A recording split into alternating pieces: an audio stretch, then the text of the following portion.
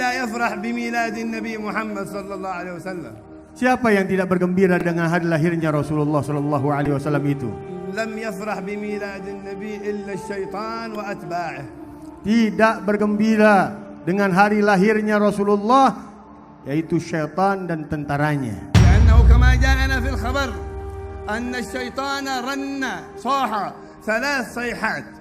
Bahwasanya di dalam hadis Rasulullah sallallahu alaihi wasallam dalam khabar mengatakan syaitan berteriak 3 kali. الصيحة الأولى عندما لعن. Ketika dilaknat oleh Allah Subhanahu wa taala dia teriak. والصيحة الثانية عندما ولد الحبيب صلى الله عليه وسلم. Dan teriakan yang kedua ketika dilahirkan Rasulullah sallallahu alaihi والصيحة wasallam. الثالثة عندما نزلت سورة الفاتحة.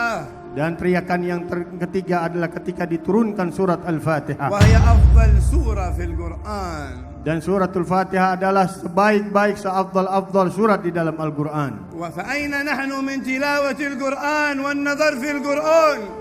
Dan bagaimana hubungan kita dengan Quran dan membaca Al-Quran? فنسأل الله أن يربطنا بالقرآن ربطا لا ينحل. Mudah-mudahan Allah Subhanahu wa taala hubungkan kita dengan ikatan yang kuat dengan Al-Quran yang tidak akan terputus. الذي هو كلام الحق سبحانه وتعالى بين أيدينا.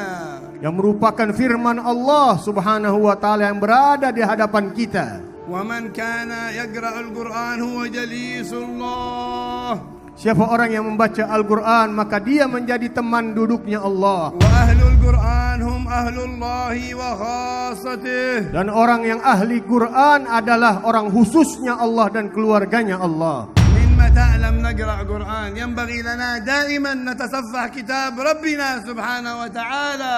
Sampai kapan kita tidak membaca Al-Quran? Marilah kita membuka lembaran-lembaran daripada Al-Quran, ayat-ayat suci dari Tuhan kita. وهو الرسائل التي تخصنا نحن وإياكم أجمعين. Karena Al-Quran wasilah yang Allah khususkan untuk kita semuanya umat Nabi besar Muhammad sallallahu alaihi wasallam.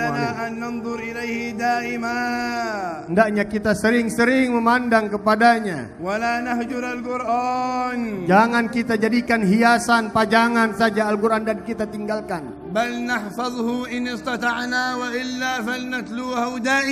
Kalau bisa kita menghafalnya, kalau tidak kita terus di dalam membacanya.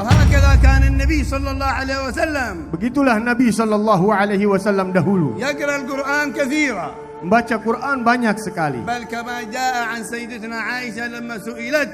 عن أخلاق النبي صلى الله عليه وسلم قالت كان خلقه القرآن صلى الله عليه وسلم. Dan Sayyidatna Aisyah ketika ditanyakan bagaimana keadaan Nabi sallallahu alaihi wasallam akhlaknya, beliau mengatakan bahwa akhlaknya Nabi adalah Al-Quran. فعسى أن نرتبط به من هذه الساعة ارتباطا وثيقا إن شاء الله. Dan insyaAllah kita diberikan kekuatan, ikatan yang kuat pada saat ini. Tilawatan wa amala. Membaca dan kita mengamalkan Al-Quran. Fa'innahu ya'ti yawmal qiyamati syafi'an li ashabihi. Karena Al-Quran akan datang nanti di hari kiamat sebagai pemberi syafaat kepada orang-orang yang membacanya. Wa huwa min afdali ibadati hadhihi al-ummah. Afdal ibadat ummati tilawatil Quran. Dan Rasulullah mengatakan seafdal-afdalnya ibadah umatku adalah membaca Al-Quran.